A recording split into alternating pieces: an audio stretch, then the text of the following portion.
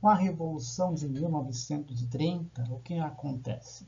Esta Revolução de 1930 vai levar Getúlio Vargas ao poder. É uma revolução que desaloja do poder a oligarquia cafeeira, né?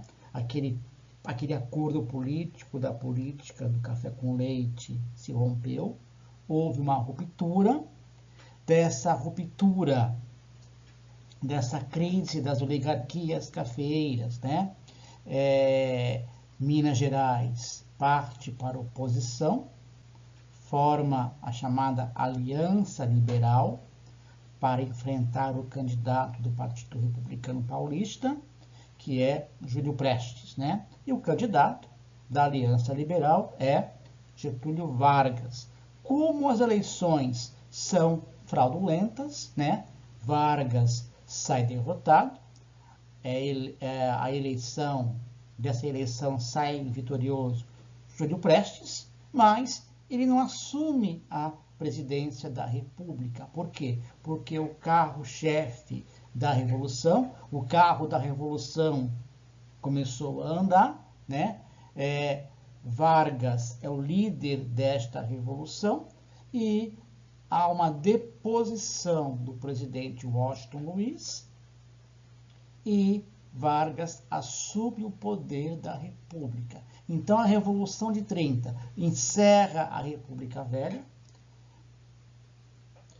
põe fim ao domínio da oligarquia cafeeira sobre o comando do país e agora quem comanda os destinos do país é Getúlio Vargas. E para nós melhor compreendermos este governo Vargas, esta era Vargas, né, que é um período que começou em 1930 e que só vai se encerrar em 1945 com a deposição de Vargas do poder, a gente divide esta era Vargas em 3 períodos. Governo provisório, que vai de 30 a 34, governo constitucional, que vai de 34 a 37, e governo ditatorial, também chamado de Estado Novo, que vai de 37 a 45. Muito bem. Então, o governo provisório, Vargas governa provisoriamente o país. Então, ele tem medidas, ele toma medidas centralizadoras, né? Ele fecha o Congresso Nacional, ele anula o poder legislativo, ele rasga a Constituição da República Velha, que é a Constituição de 1891, ele vai governar sem Constituição. Para os governos dos estados, ele nomeia interventores de sua confiança, de modo que ele vai tomar medidas centralizadoras, né, para poder governar o país, né? Muito bem. A oligarquia cafeeira, nesse momento, ela faz oposição ao governo Vargas. Ela não vai aceitar que Vargas nomeie o interventor para o estado de São Paulo que não seja um paulista. Então, a oligarquia cafeeira vai, de certa maneira, ficar bastante insatisfeita com os mandos e desmandos do governo Vargas, né? Então, Vargas governa o país sem uma Constituição e, por isso, a oligarquia cafeeira exige do governo Vargas uma nova Constituição para o país, regras mais claras, um jogo democrático, porque esta oligarquia pretende voltar ao poder, pretende governar o país, né? Então, ela vai fazer uma política de enfrentamento ao governo Vargas. Dessa política de enfrentamento surge a Revolução Constitucionalista de 32. Por que tem esse nome? Porque é uma revolução que tinha esse objetivo, dar ao Brasil uma Constituição. E ela acontece no ano de 1932. No dia 9 de julho de 1932, São Paulo pegou em armas para lutar, para dar ao Brasil uma Constituição. Mas o desejo dessa oligarquia é voltar ao poder, voltar a governar o país, tá? Muito bem. Esta revolução constitucionalista, militarmente, para os paulistas, foi um fracasso. Mas, no entanto, politicamente, ela teve o objetivo esperado, né? Vargas vai convocar uma Assembleia Constituinte. Essa Assembleia Constituinte vai escrever uma nova Constituição para o Brasil. E aí nós vamos ter a Constituição de 34, uma Constituição, de certa maneira, que vai trazer alguns pontos inovadores para o país em relação à Constituição anterior. Então, o voto passa a ser secreto, as mulheres vão ganhar o direito de voto, né? Surgem agremiações políticas, de acordo com a Constituição de 34, né? Então, é uma Constituição que, de certa maneira, foi feita para dar ao Brasil um certo ar de democracia. A intenção era esta, né? Deixar claro como é que vai funcionar o jogo político na República. Muito bem, continuando. Constituição, né?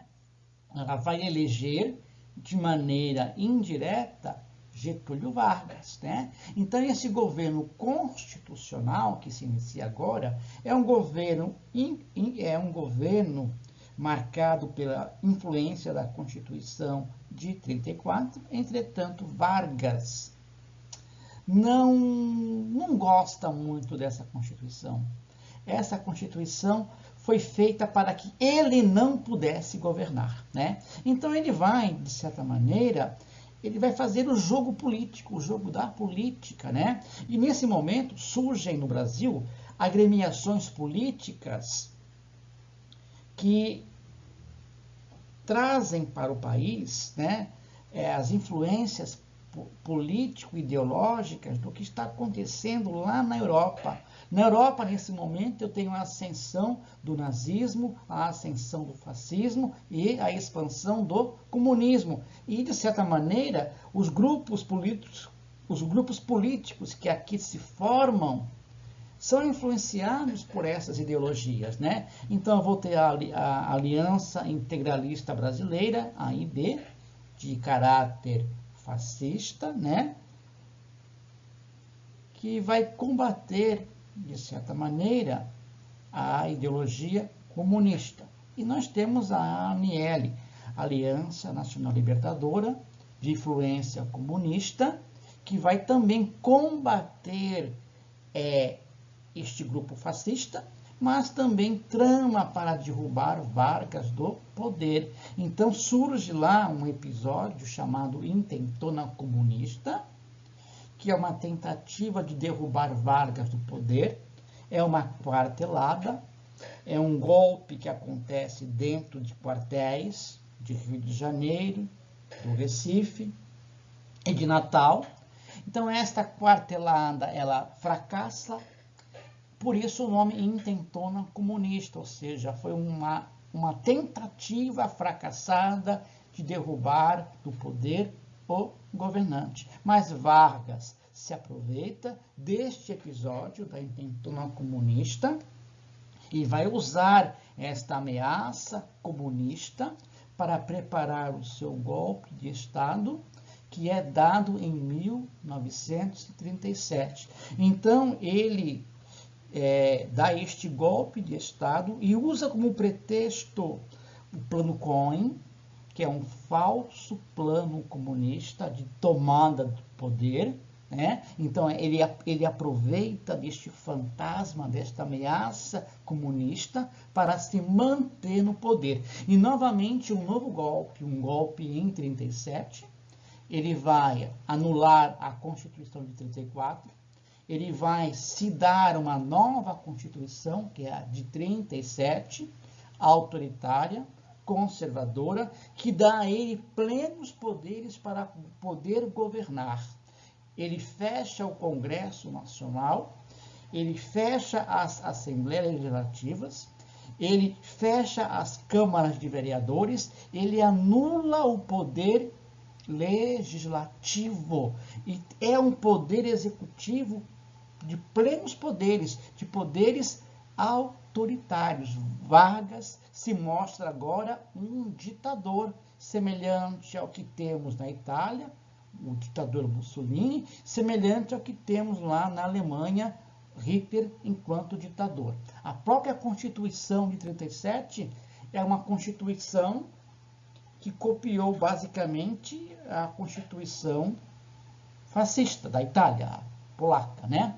Muito bem. Vargas, ele vai ser um governante que vai ter um grande apelo pelos trabalhadores.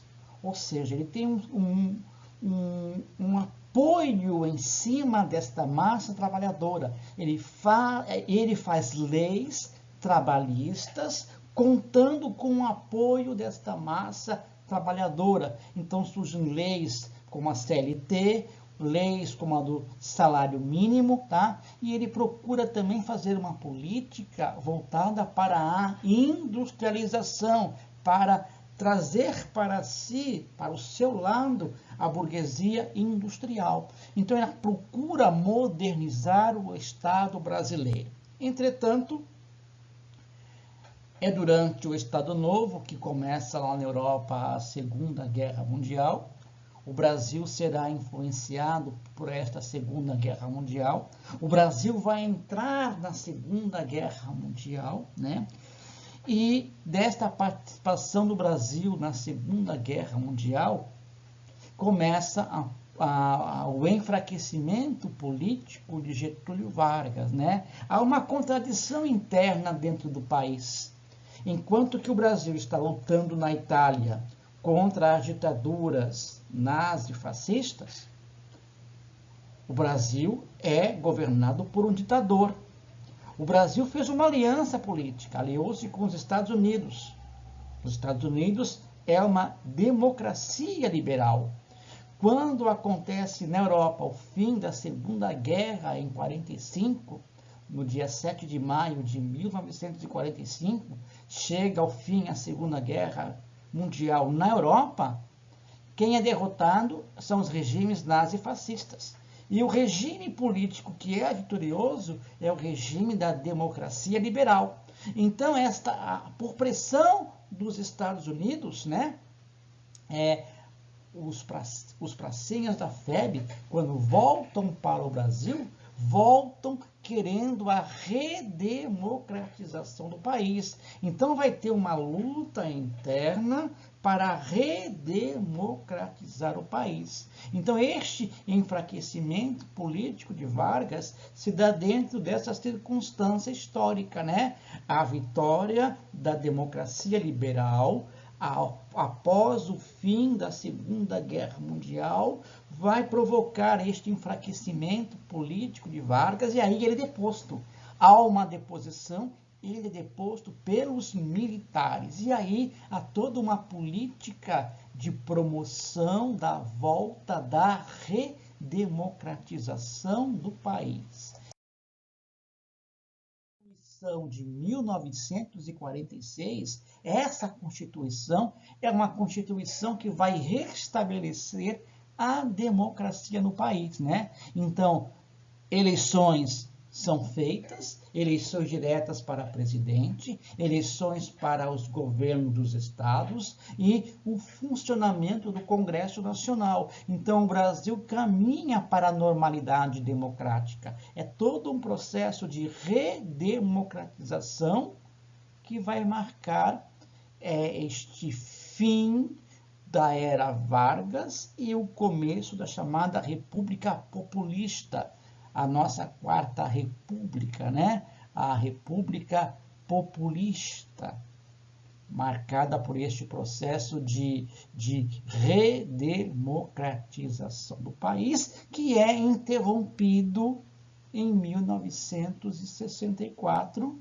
quando uma ditadura militar põe fim a este período de redemocratização do país, que vai de 46 a 64. Então, de 46 a 64, nós temos a chamada República Populista, né? Bom, e agora é a hora da atividade. Então, de acordo com o texto, os senhores vão ler o texto do roteiro e responder as seguintes questões. O que serviu de pretexto para Vargas dar um golpe de Estado em 37? Após o golpe de Estado em 37, uma nova Constituição foi adotada e o Congresso foi fechado. Quais foram as medidas de Vargas para conter a insatisfação popular? Defina o que garantia a Constituição que foi adotada em 46. Essas são as questões. Leiam o texto do roteiro, respondam as questões no caderno. Espero que todos possam ter uma boa semana de estudos, que todos possam ter uma boa semana em casa, com os seus familiares. E eu espero os senhores para o próximo roteiro, o roteiro 13, na semana que vai se iniciar em 20 de julho até 24 de julho, quando nós entraremos no novo roteiro, que será o roteiro 13. Muito obrigado e até o próximo roteiro, se Deus quiser.